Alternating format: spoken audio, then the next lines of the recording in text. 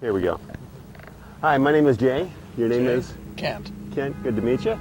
Kent, we're out here today in front of the Hotel Del Coronado and near San Diego, California. And we're out asking the big question of people. What do you think happens after you die? Your eyes go closed, and what happens next? Something or nothing? Well, something.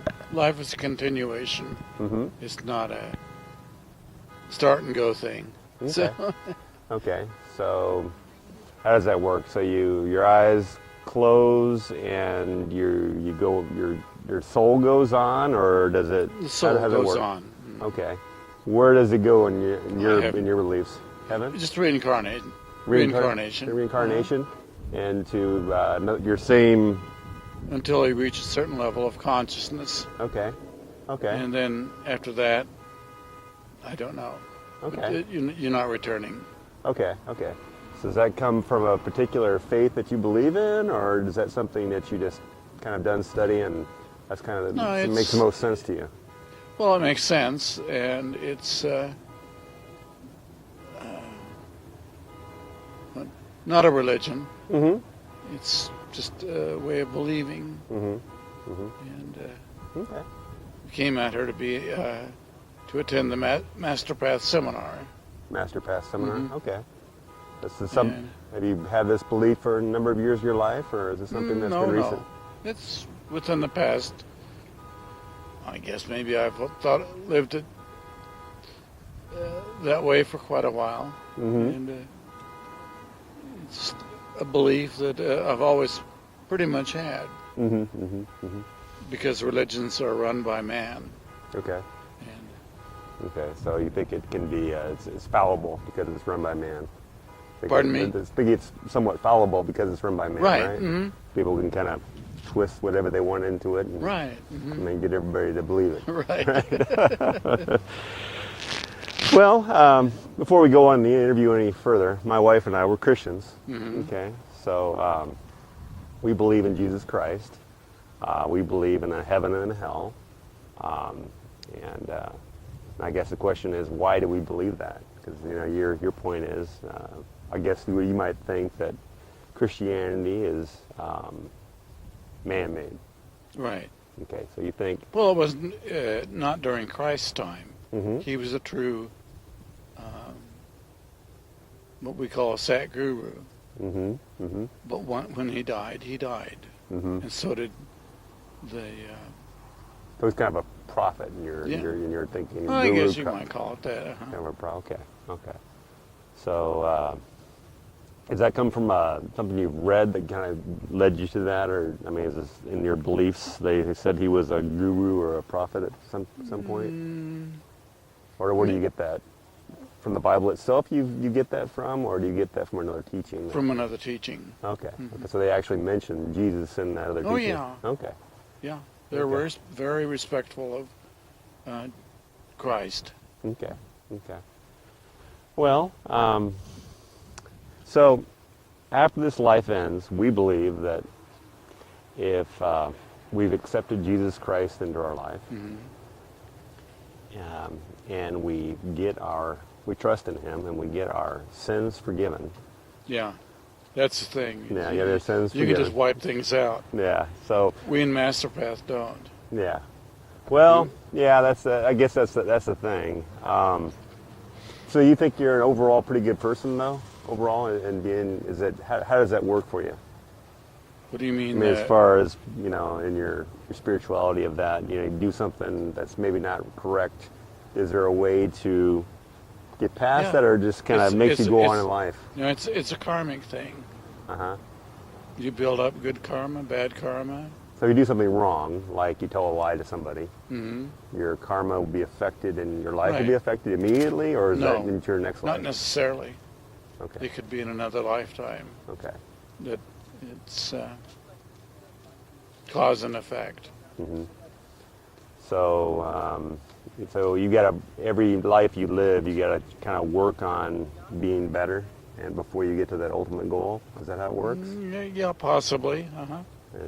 And who determines that ultimate goal? Who is the one that says, okay, you're good enough, now you can move on It's to... the great Anami. Huh? The Great Anami? Mm-hmm. Okay. So, Great Anami. So what, is that like the God figure? Okay. Okay. And that comes from what part of the world does that originate from? Well, it's been here forever. Okay. That's something that from another, like an Asian country, or Not especially, no. the origins weren't from another, just wherever it started? There wasn't one area? There's always a, what they call a set guru in the world. Uh-huh. One or more. Uh-huh. Sure. And it used to come, the Indian or the Eastern religions always had a sat guru. Okay. Okay. Sat gurus don't quite fit into the Western way of, what do you call it? Thinking or believing? Yeah. Okay. Okay. But it's coming more and more to the Western. Okay. Okay. So we believe as Christians, none of us are good. Okay. Not one of us is perfect, and the only one that lived this life that was perfect was Jesus Christ himself. And we've all done stuff wrong, and we continue to do wrong. As hard as we try to do right, we're going to blow it. Yeah. Let me give you what's called the good person test real quick to kind of give you, kind of underline that point. I was going to say, I've been a Christian. Okay. Okay. And Okay. Well, let's just kind of talk that through a little bit. I've given this. Do you know the TV actor Kirk Cameron? Ever heard of him? I've heard of him, but I wouldn't know him. He was on TV a number of years, and now actor. Well, now he's a Christian. He's an evangelist, and he goes around with a guy named Ray Comfort, and they go around teaching this evangelism method. And so let's go through it real quick. Have you ever told a lie in your life? Well, sure. So what does the world call people that lie? I don't know what the world calls them. Okay. How about liar?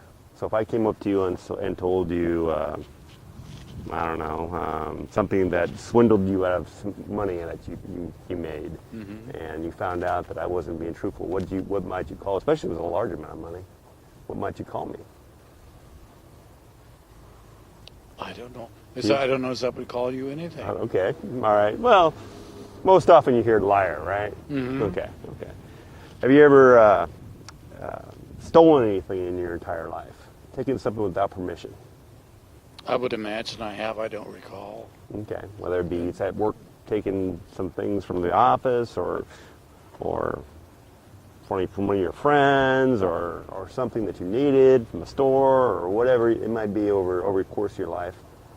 Have you ever stolen anything? Not that I recall, but I'm sure that. Yeah. Okay. Okay. So, what does the world call people that steal? What does the world Call people call that them? steal? I don't know. What, a thief? Probably. Yeah. Yeah. Okay. Have you ever looked lustfully on another person before? Again, I suppose I have. Okay. So Not aware of it, but you walk down the street and see somebody that's attractive to you, and your mind may start thinking all kinds of things.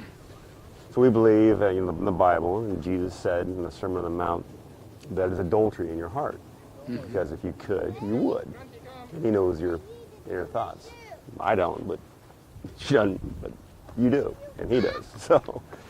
So those are just three, and those are I'm sure you know those are sins, right?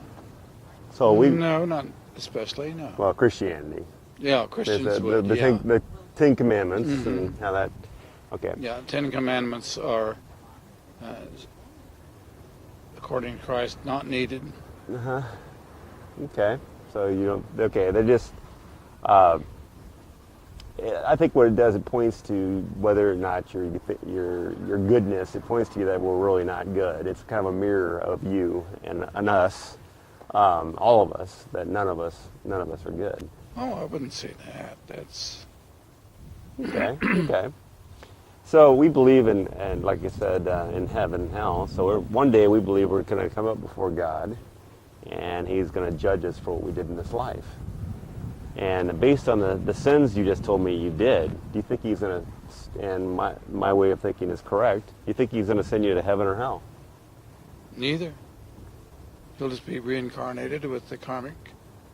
Okay, so you think, I mean, I'm talking about my God now versus the God you believe in. Yeah. Say if it was, say my way was true and, you know, today or a week from now, I don't know, you got in an accident or whatever, and you're before him and you're getting judged for what you did in this life, do you think he's going to send you to heaven or hell? Neither. Okay, so you think he's just going to keep you in like in a constant You'll be state? reincarnated, and you'll take care of it in future lifetimes. Okay. So yeah, but he'll be the one to determine how well you've done the next one. That cycle will continue here on out. So it's kind of I don't know. There's in this life there's a lot of beginnings and ends to type of things, right? I mean, you can kind of see, I don't know, just a person. There's a beginning of their life, and then there's an end of life, the physical life. A car that's a beginning to a car. Eventually, it's going to wear out, and you can see that again and again. That way of thinking. And then the judicial system, you got. Talk about it a minute. You know, you got the courtroom, and if you do something wrong, you come before a judge, and especially like, let's say if you stole a car, you're caught red-handed, you go into a courtroom, and the judge says, hey, you caught red-handed stealing a car, I'm going to pass sentence on you, and you're going to jail for this amount of time.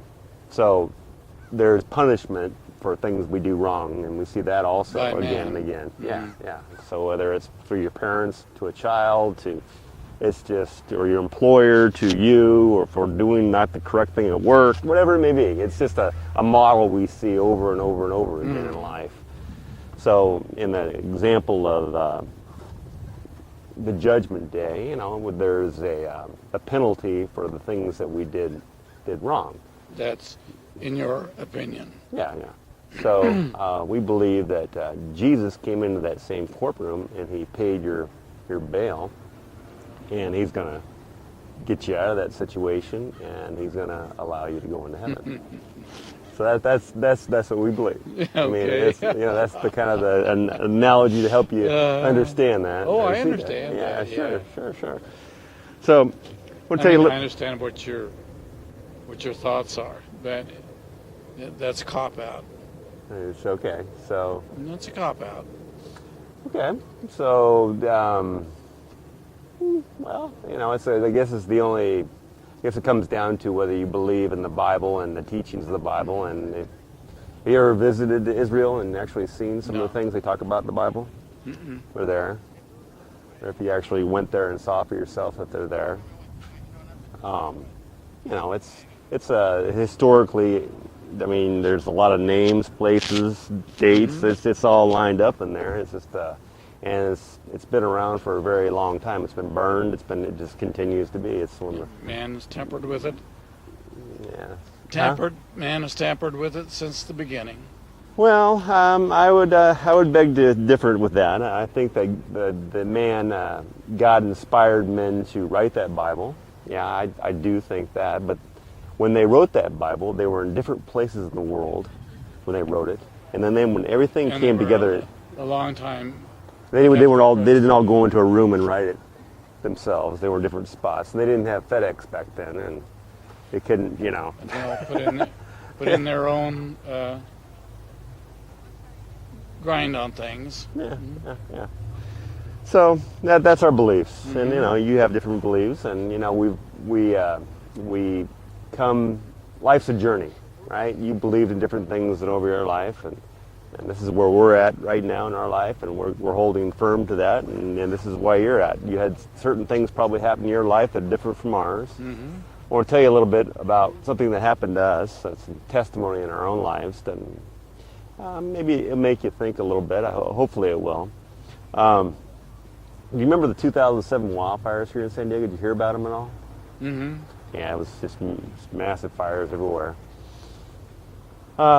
Right after those fires, my wife and I went through a trial in our life. We lost our only son in a car accident. We just lost him suddenly. We didn't get to say goodbye. Just boop, just happened. Kind of like I was talking about earlier. You just don't know when the last moment's going to be, and you gotta be ready for that. You better make sure you're trusting in the right thing. So anyway, he was.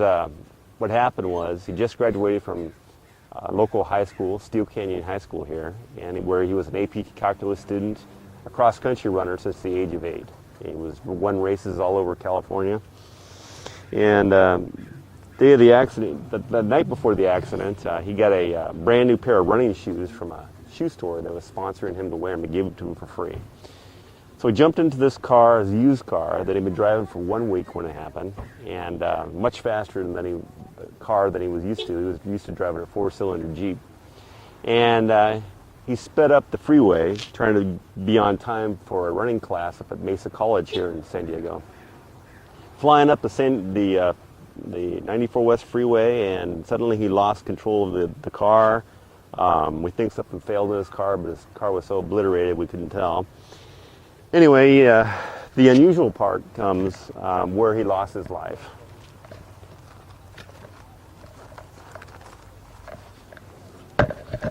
This is where he lost his life. Mm-hmm. These are his skid marks right here, and they're dead center on this cross. He came off the freeway from the fast lane. There's an In-N-Out Burger over here on this side of the freeway. Flew across the freeway, middle of a day, dry road day, no rain, no nothing. Hit a tree here, split his car in half, ripped him out of the seatbelt, and he landed in the backyard of the house, looking directly up at the cross. Parts of his car went completely around the cross and the roof. We actually have video coverage up in our newscast of the accident, and the owner picking up parts of his car around the cross. He laid on his back, looking right up at the cross, and so we lost our only son. The real question is, did he put his trust and get his sins forgiven? Because again, all of us do things wrong before that moment happened. We think he did, but only God knows. God knows him inside. We only knew him outside. So we pray we'll get to see him someday. The next thing that happened after this, my wife and I got a letter from a boy that got my son's ligament in his arm. He donated his body to an organization called LifeShare. And this is the newspaper article of the accident. That's his car. 18-year-old driver killed when car slams in a tree, November 7, 2007.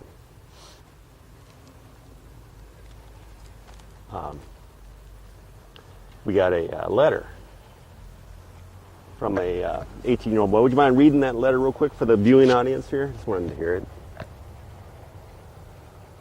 Can you read that out loud for everybody? No, I don't think so. Okay. All right. Well, anyway, he left his phone number at the end of the letter. And he said, please call me. And we did. My wife got her cell phone, called him, and left him a voicemail. But we didn't hear anything back from him for months.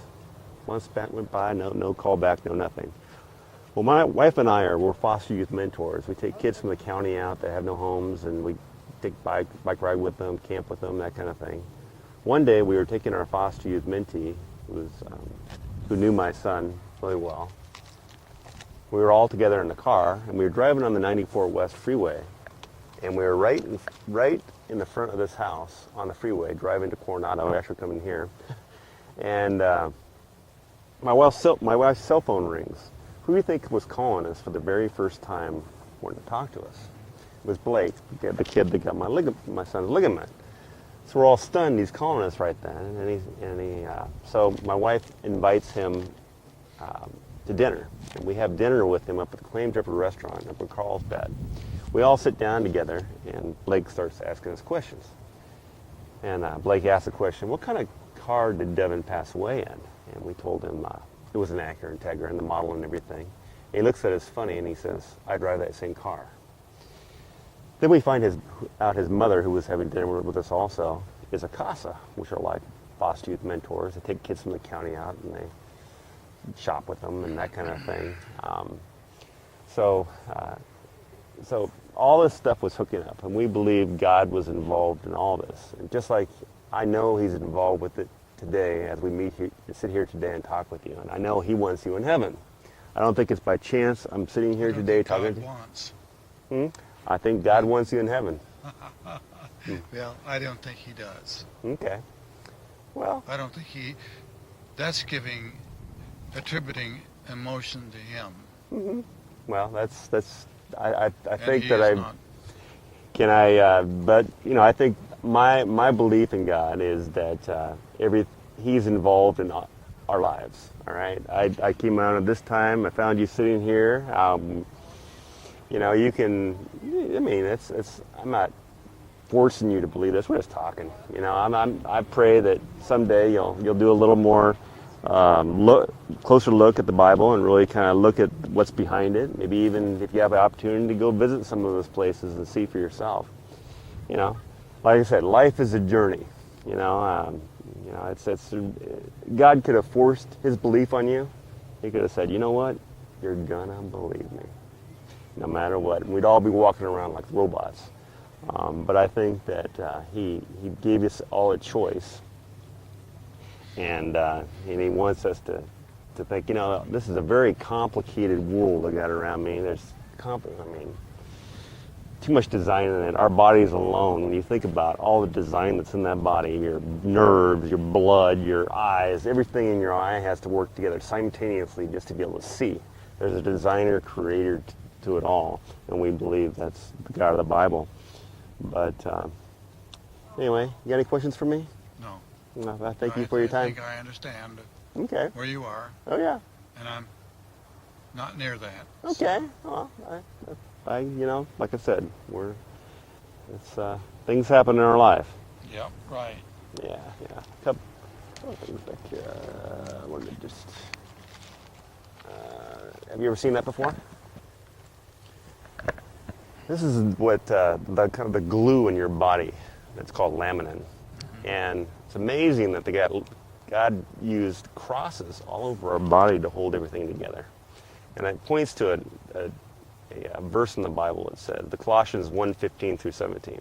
The Son is the image of the invisible God, the firstborn over all creation. For in Him all things were created, things in heaven and on earth, visible and invisible, whether the thrones or powers or rulers or authorities. All things have been created through Him and for Him. He is before all things, and in Him all things hold together. And He used crosses to hold us together. I just thought that was a little one of those tidbits that kind of just makes you think. And then, can I prove it has anything in it? No, it's just one of those things that make you think. This is taken by the Hubble telescope by NASA, and there's a cross out there. It just is one of those things. Do I know anything? Do I know for sure anything's behind it? No, but it's kind of one of those things that make you think. Then also, I thought I'd just leave you with this and a card of ours. I got it. And what this is, it talks about science confirms the Bible. The Bible, like here, the earth is a sphere, Isaiah 40:22. Science now, the earth is a sphere. Science back then, they thought that it was flat. And then it goes on a bunch of free float of earth and space, Job 26:7. Science now, free float of earth and space. Science then, earth sat on a large animal. So, it's just some things to make you think about the authenticity and the accuracy of the Bible. Okay? I'll leave it there.